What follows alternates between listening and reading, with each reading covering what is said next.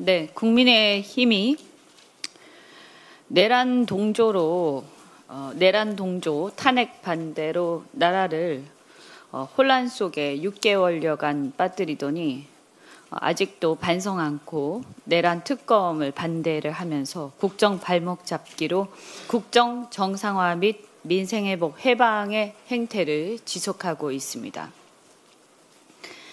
김민석 총리 후보자에 대한 총공세를 계속하고 있습니다. 많은 분들이 말씀하시지만 지금 대내외적 상황이 굉장히 어렵습니다. 이미 내수 침체는 말로 다 할 수가 없습니다. 그런데도 이 추경에 대해서 협조하기는커녕 송원석 원내대표는 졸속 추경이라면서 원색적인 비난을 쏟아내고 있습니다. 그뿐이 아닙니다. 호르무즈 해협의 봉쇄 위기로 중동발 쇼크의 위기 속에서 물류 대란이 우려되고 있습니다. 이것이 현실화될 경우에 상당한 경제적 타격이 우려되는데 이 상황 속에서도 국민의힘은 나라 경제나 안보에 대한 걱정은 눈꼽만치도 없어 보입니다. 도대체 이분들은 뭘 하는 사람들인지 모르겠습니다. 그리고 국정기획위원회에서 국정의 추가 업무 보고 지시에 대해서도 정부 갑질이라고 하면서 계속 방해를 하고 있습니다.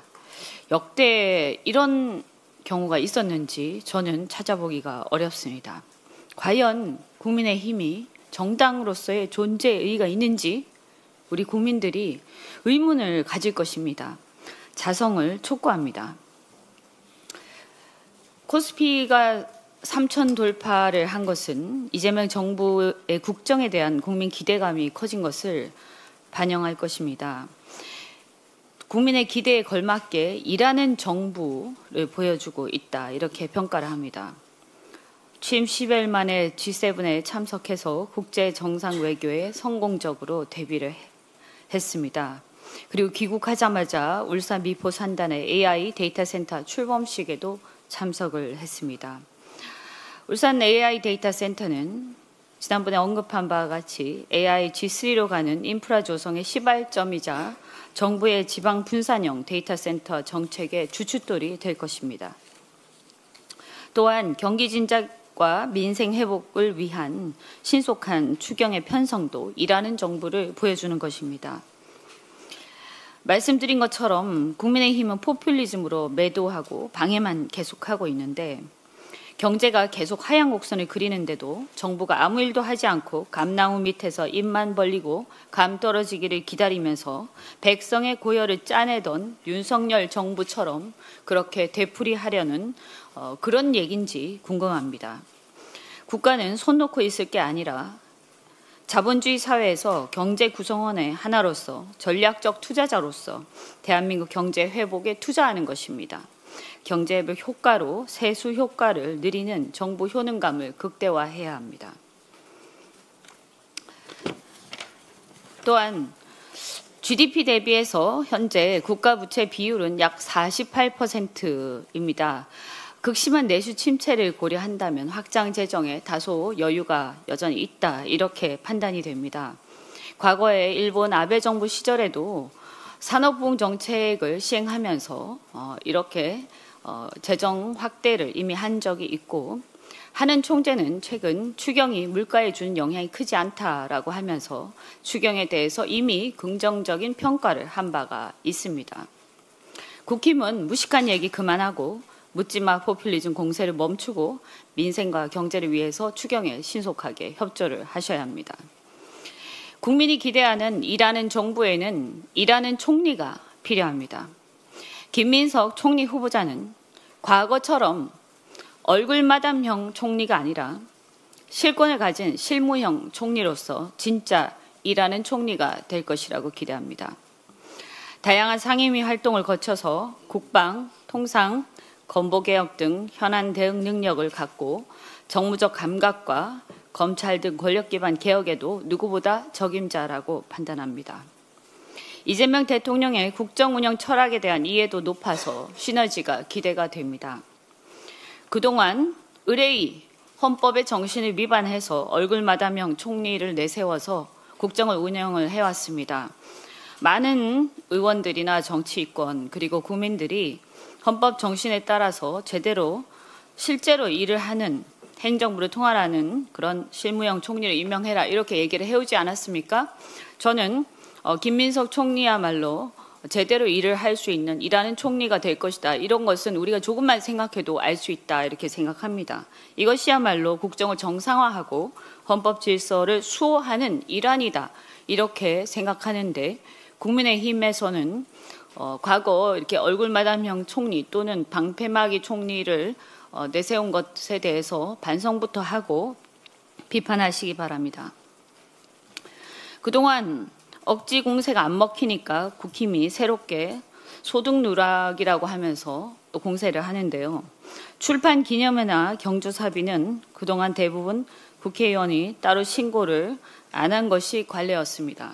물론 이것에 대해서 비판을 할 수도 있다 이렇게 생각하는데 그러려면 그동안의 관례에 대해서 앞으로 이것을 입법을 통해서 우리가 다 같이 하지 말자 이것을 이제 신고하고 전부 다 투명하게 하자 이렇게 하셔야 할 것입니다.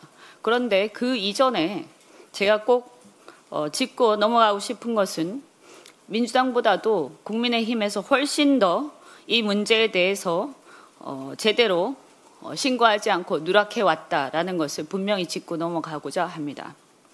일례로 주진우 의원 본인을 비롯해서 권성동, 권영세, 송원석, 곽상도 의원 등 국민의힘 의원 10명이 지난 5년간 경조사 소득을 누락했습니다. 잘 아시다시피 이 중 곽상도 의원은 아들이 화천대유로부터 퇴직금 50억 원을 받아서 논란이 된 분입니다. 특히 주진우 의원은